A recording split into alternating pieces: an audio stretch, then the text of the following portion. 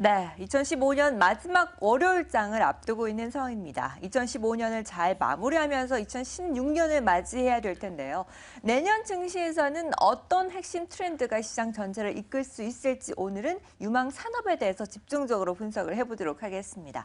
2016년을 이끌 만한 핵심 트렌드 어떤 것들이 있는지 궁금하네요. 네, 오늘 제가 지금 대본을 잠깐 확인을 해보니까 내년도를 네. 이끌 수 있을 만한 산업으로 바로 로봇 산업을 꼽아주셨습니다. MTN의 김종호 연구위원, 어떠한 포인트를 두고 로봇 산업을 현재 보고 있는 것인지 확인해 보도록 하겠습니다. 위원님. 네, 두 가지 방향을 좀 고민을 해봐야 될 것 같습니다. 로봇 산업의 성장은 뭐 우리가 크게 보면 산업용 로봇, 그래서 우리가 뭐 만화라든지 아니면 공상과학 영화에서 봤던 그런 로봇보다는 기본적으로는 산업에서 쓰이는 그런 로봇들이라고 봐야 되겠죠. 지난번에도 한번 말씀드린 적이 있습니다만 이준희 앵커와 같이 그 로봇 전시회 갔다 온 적이 있었는데 거기서도 대부분 전시된 것은 뭐 드론 이런 것들도 물론 있었지만 실제로는 산업용 로봇이 이제 주력을 이뤘고요. 그다음에 이제 여러 가지 로봇들이 나온 상황인데 이런 산업용 로봇과 서비스용 로봇이 동시에 발전한다라는 거죠. 그래서 이 두 가지의 트렌드가 동시에 나타나고 있기 때문에 내년도에 성장을 좋게 보고 있는 거죠. 산업용은 산업용대로 성장하고 서비스용 로봇은 서비스용 로봇대로 성장하니까 이 두 가지의 성장이 내년도 로봇 시장에 좀 더 빠른 성장을 이끌 수 있는 주요 주체라고 보고 있기 때문에 이런 쪽에 투자하는 것은 좋은 방향이다 이렇게 보셔야 되겠습니다. 그래서 먼저 준비된 그림을 보시면 지금 중국이 이제 산업용 로봇을 이끌고 있는데요. 지금 국가별로만 살펴보게 되면 산업용 로봇을 가장 많이 생산해내고 있는 국가가 중국입니다. 물론 중국 로컬 업체들이 생산하는 것은 아니죠. 일본 업체들이라든지 독일 업체들이 이쪽으로 진출해서 산업용 로봇을 많이 생산하고 있기 때문에 중국의 점유율이 좀 올라가고 있는 것으로 이해를 해볼 수가 있겠고요. 그다음에 이제 또 하나의 원인은 중국의 제조업 취업자들의 평균 연봉이 계속 올라가고 있습니다.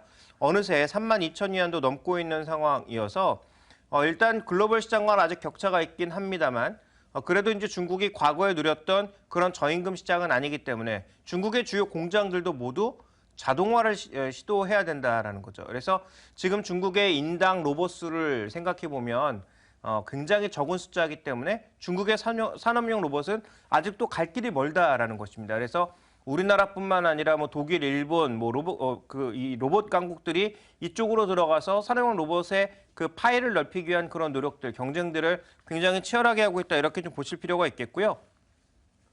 실제로 지금 중국은 일본에 거의 수입을 의존하고 있습니다. 왜냐하면 이 산업용 로봇의 주력은 아직도 일본이 잡고 있는 상황이기 때문에 일본이 주도하고 있다라고 해도 과언이 아닌데요. 여기서 이제 독일이라든지 뭐 미국이라든지 한국 같은 업체들이 앞으로 얼마만큼의 영향력을 발휘할 수 있을지는 좀 더 지켜봐야 되겠지만 어쨌든 산업용 로봇의 성장 국가는 중국이 여전히 주력이 되고 있다라는 점. 이 안에서 일본 업체들의 부각이 여전히 가장 크게 나타나고 있다는 점을 중요한 트렌드로 봐야 되겠고요. 우리나라 업체들도 이 안에서 많은 기회들을 찾고 있다. 이렇게 또 보실 필요가 있습니다.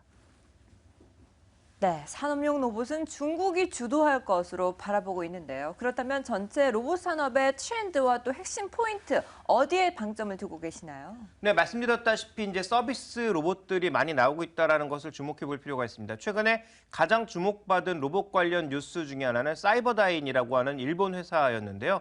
자, 이 회사가 만들어내고 있는 로봇이 일종의 의료기기로서 인정을 받았다라는 것을 주목해 볼 필요가 있습니다. 그래서 아직은 뭐 가격이 비싸긴 합니다만 이 사이버다인이 만든 로봇슈트 HJ-8이라고 하는 이 로봇슈트는 우리가 이제 그 TV 영화에서 본 것처럼 아이언맨과 뭔가 좀 비슷하게 생겼는데 이게 뭘 하는 거냐면 근력을 보조해 주는 거거든요. 그래서 무거운 물건을 들 때 사람의 근력으로만 들면 굉장히 많이 힘이 들고 힘이 들지 않는다고 하더라도 장기적으로 놓고 보게 되면 근육 손상 같은 게 나중에 크게 올 수 있겠죠. 근데 이제 이것을 보조해 주기 위해서 이런 보조기기를 끼면 내가 힘을 받쳐야 될 때 힘을 추가적으로 줘서 거의 내 힘을 쓰지 않고 무거운 힘을 것을 들 수 있는 그런 형태의 이제 기기라는 거죠. 그래서 이런 슈트들은 앞으로 많이 나올 가능성이 충분히 있다라는 것이고요. 실제로 사이버다인의 그 로봇들이 재활치료에 쓰이고 있다는 것입니다. 자, 이런 식으로 의료기기에 쓰이고 있다는 점이 분명히 우리가 좀 지켜봐야 되는 포인트다라고 볼 수가 있겠고요. 자, 우리가 로봇이라고 하면 항상 뭐 산업용 로봇이라든지 뭐 이런 좀 큰 로봇들만 생각하게 되는데 아주 작은 것들도 이번에는 크게 좀 벌어질 것을 보고 있는데 먼저 준비된 동영상을 하나 좀 보실까요? 자, 준비된 동영상을 보시면 이 동영상이 지금 뭐냐면요.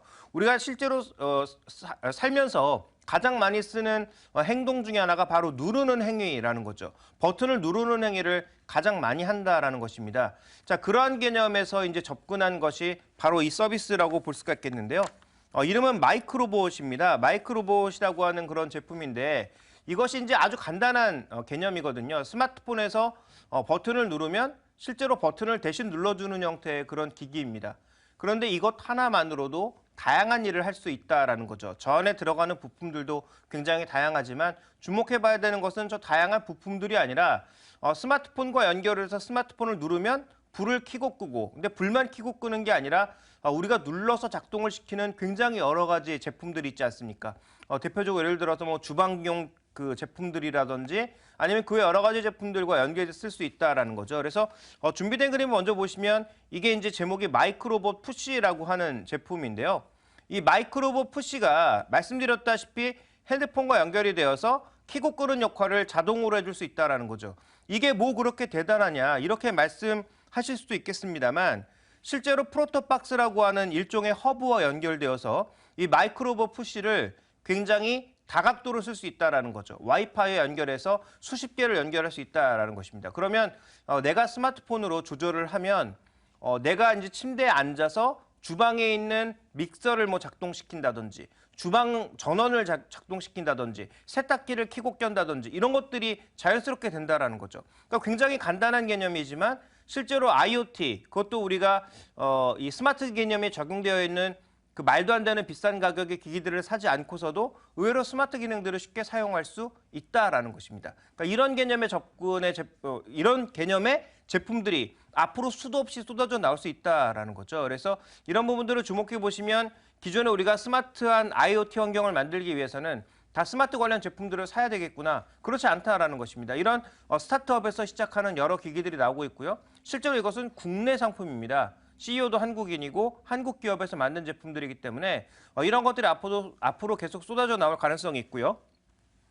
그다음에 또 하나 이제 주목해봐야 될 것은 올해 1분기에 나올 스마트폰인데요. 샤프에서 만들고 있습니다. 로보혼이라고 하는 제품인데 이게 지금 일종의 로봇입니다만 이거 스마트폰입니다. 그래서 직립보행도 되고 시리와 같은 개인 비서 서비스도 되고요. 그다음에 고개를 90도로 낮춰서 빔을 쏴서 프로젝트용으로도 쓸 수 있는 그런 제품이거든요. 그래서 지금 이제 우리가 이제 로봇 하면 굉장히 좀 크게 생각하지만 이렇게 휴대폰과 접목되어 있는 로봇도 나오고 아까 말씀드렸던 IoT 기기도 일종의 작은 로봇이라고 말씀드릴 수 있는 거고요. 자, 이런 형태의 굉장히 다양한 로봇들이 지금 출시되고 있기 때문에 로봇 산업의 성장은 불보듯 뻔하다라는 거죠. 그러니까 이런 쪽으로 우리가 투자에 눈을 돌리는 것은 너무도 당연하다 이렇게 말씀드릴 수가 있습니다. 네, 로봇 산업 보니까 앞으로의 성장 가능성도 높아 보이고 지금 어느 정도 현실화된 부분들도 없지 않아 있는 것 같은데요. 그런데 이러한 부분들을 우리가 어떻게 투자를 할 수 있을지가 제일 궁금한 핵심 포인트가 될 것 같습니다. 로봇 산업에 투자할 수 있는 그러한 방향들 어디에서 찾을 수가 있을까요? 네, 세 가지 방향이 있습니다. 먼저 개별 기업에 투자하는 방향이 있겠죠. 그래서 로봇 산업, 특히 산업용 로봇에 있어서의 전 세계 1위 업체는 환학이라고 하는 일본 업체입니다. 그래서 일본 쪽에 이제 계좌를 트신 분들은 환학이라고 하는 개별 기업을 사는 것이 나쁘지 않다라는 거죠. 준비된 그림을 보시면 이 환학의 월봉인데요. 장기적으로도 주가가 이제 계속 오르고 있는 트렌드를 깨지 않고 계속 올라가고 있는 상황입니다. 아까 말씀드렸다시피 중국을 중심으로 산업용 로봇은 계속 넓혀 나갈 수밖에 없는 상황이기 때문에 이런 개별 기업에 투자하는 것도 나쁘지 않다라고 보고 있는데요. 자, 만약에 개별 기업에 투자하는 것이 조금 겁이 난다라고 하시는 분들은 ETF에 투자하시면 되겠죠. 그래서 산업용 로봇뿐만 아니라 서비스용 로봇, 관련 소프트웨어, 관련 부품들 이런 여러 가지 주식들에 모두 투자하는 ETF 상품이 있습니다. 실제로 미국의 나스닥에 상장되어 있는데요.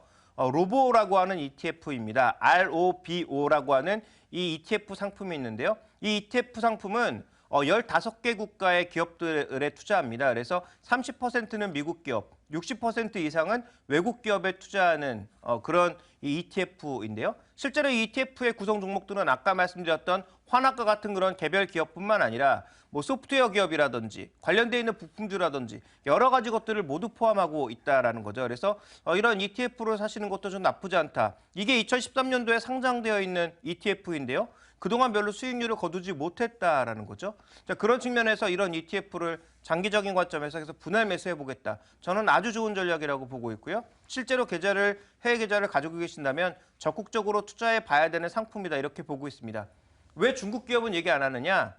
중국엔 실제로 로컬 기업들 중에서 로봇 기술을 갖고 있는 기업이라든지 우리가 주목해 볼 만한 기업들이 아직까지는 눈에 보이지 않고 있기 때문에 이런 뭐 미국에 상장되어 있는 ETF나 일본 기업들에 대해서 말씀드리고 있는 것이고요. 그다음에 이제 또 하나 아까 말씀드렸던 이 마이크로봇 푸시라고 하는 그런 제품의 허브 역할을 하는 게 이제 프로토박스인데 이 스펙을 보시면 지금 이 안에 SOC라고 하는 그때 이제 말씀을 제가 계속 드린 적이 있었는데요. IoT 제품에 들어가는 SOC라고 하는 일종의 시스템 온칩이 들어가게 되어 있습니다. 근데 이런 제품들이 전 세계 가구에 엄청나게 많이 퍼진다면 얼마나 많은 부품들이 소비가 되겠습니까? 근데 이 안에 들어가는 그 수많은 부품들을 지금 보시면 반도체, 그리고 반도체와 여러 가지 솔루션들이 접합되어 있는 SOC 이런 것들이거든요. 바로 이런 것들을 만드는 회사가 뭐 국내에도 있지만 삼성전자 중심으로 하는 글로벌 회사들이 많이 있기 때문에 이런 테크 ETF 쪽에서도 SOC를 중심으로 하는 설계 쪽, 그다음에 이것을 직접 만들어내는 그런 개별 기업들에 투자하시는 것도 충분히 의미가 있다. 그래서 국내 관련주로서는 뭐 삼성전자 같은 종목군들에 뭐 장기적인 투자를 해보시는 것이 여전히 나쁘지 않다라고 보고 있기 때문에 관련된 부품주, ETF, 그리고 개별 기업 이런 종목군들의 투자의 다양한 방법들을 말씀드렸습니다. 네, 로봇이 이제 저희 눈앞에 등장할 날이 머지 않았습니다. 이미 우리 실생활에서 쓰고 있는 부분들도 상당히 많은데요. 이 같은 성장성을 기반해서 앞으로 로봇 산업에 투자하면 얼마나 좋을까에 대한 이야기를 해주셨고요. 그에 따른 방향들도 설정을 해주셨습니다. 이렇게 해서 내년도에 유망할 수 있을 만한 산업 함께 확인해봤고요. 이어서 오늘 우리 시장에 대한 전략 세워볼 필요가 있겠죠. 오늘장 선전략에서 올해 남은 3거래일에 대한 전략 세워보도록 하겠습니다.